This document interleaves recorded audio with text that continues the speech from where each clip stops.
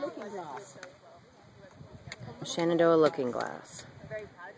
Go on, she does this too. She makes the break too long. I love them. One who's been hunting themselves. They're so withered. This pony has turned into being an exceptionally good child's pony. She is. She is just.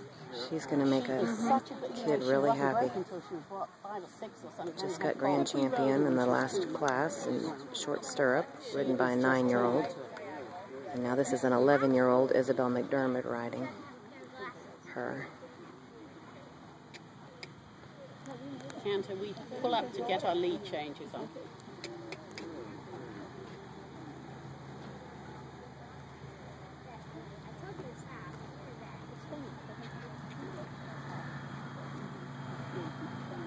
Ooh, good job. That was going to go wrong because she got wrong to the first one. She did it. She went with it.